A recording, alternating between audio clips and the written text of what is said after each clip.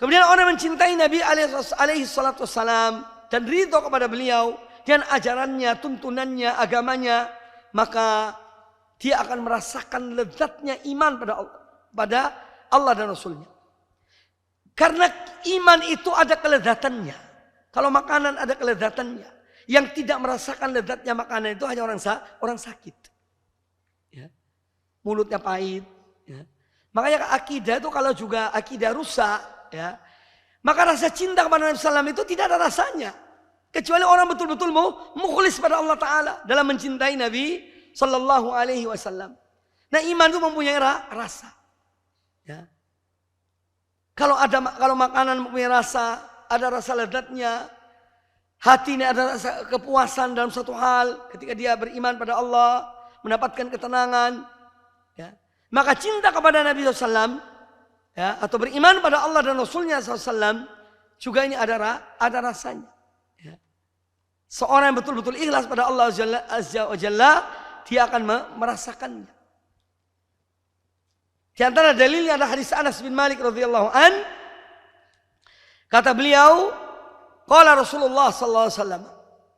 Rasulullah sallallahu alaihi wasallam bersabda, "Salasun man kunna fihi wajada halawatal iman." Ada 3 perkara.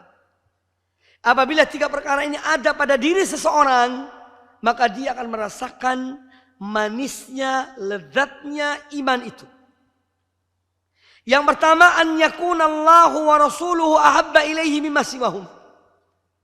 Allah dan Rasulnya lebih dicintai daripada selain Allah dan Rasulnya. Yang pertama adalah dia betul-betul mencintai Allah dan Rasulnya, melebihi cintanya kepada selain Allah dan Rasulnya. Ini seorang akan merasakan lezatnya iman itu. Kemudian yang kedua, wa an yuhibbal mar'a la yuhibbuhu illa lillah.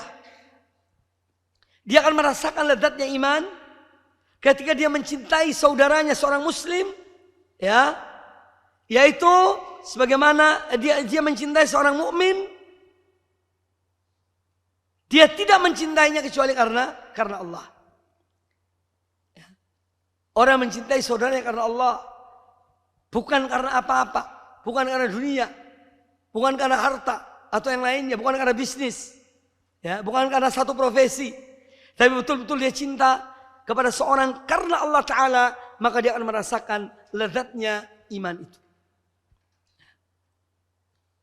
Kemudian yang ketiga, wa an yakraha an ya'uda fil kufri kama yakrahu an yuqdhafa finnar.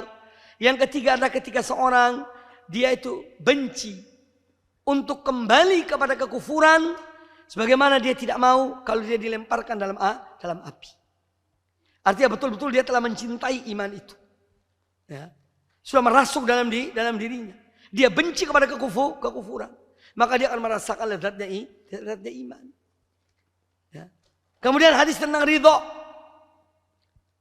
Orang yang tidak ridho pada Allah, tidak ridho pada Islam, tidak ridho pada Nabi SAW, dia tidak akan merasakan lezatnya iman ini. Sebagaimana hadis yang saya sampaikan. Hadis Al-Abbas bin Abdul Muttalib radhiyallahu an. Kata Nabi alaihi salatu wassalam, "Dzaqa ta'mal iman man radhiya billahi rabban wa bil islami dinan wa bi Muhammadin sallallahu alaihi wasallam nabiyyan." Akan merasakan lezatnya iman orang yang ridho, lapang dadanya, ya, Allah sebagai Rabbnya, sebagai sembahannya satu-satunya. Orang yang ridho Islam sebagai agamanya. Makanya seorang yang masih cinta kepada selain Islam, dia tidak akan rasakan manisnya Islam itu, manisnya iman. Karena cintanya kepada macam-macam, ya, kepada filsafat, liberalisme, ya, dan yang lainnya. Selama masih condong ke sana, tidak mungkin merasakan lezatnya iman kepada Allah dan Rasulnya. Tidak akan merasakan lezatnya iman orang yang ridho Allah sebagai Rabbnya, orang yang ridho Islam sebagai agamanya, dan seorang yang ridho Nabi Muhammad sallallahu alaihi wasallam sebagai nabinya. Ridho itu amalan hati. Keridhoan dalam hati, lapang dadanya. Dia tidak sempit dengan ajaran-ajaran Allah dan Rasulnya. Kalau seorang masih merasa sempit dengan ajaran-ajaran Allah dan Rasulnya, berarti dia belum ridho.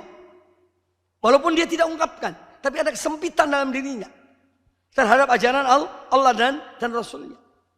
Nah, bagaimana dengan orang yang mendahulukan ajaran Allah dan Rasulnya daripada mendahulukan yang lainnya daripada ajaran Allah dan Rasulnya? Maka dia tidak akan merasakan lezatnya iman, dia tidak akan merasakan lezatnya ibadah kepada Allah Subhanahu wa taala. Di sini pentingnya dan peran ridho. Lapang dada, tidak sempit dengan semua yang Allah perintahkan dan yang dilarang oleh Allah Subhanahu wa taala. Dia menerima, dia ridho. Terima kasih. Jazakumullah khairan wa barakallahu fikum. Video ini dibuat atas partisipasi dari donasi Anda. Semoga menjadi amal jariah bagi Anda semuanya.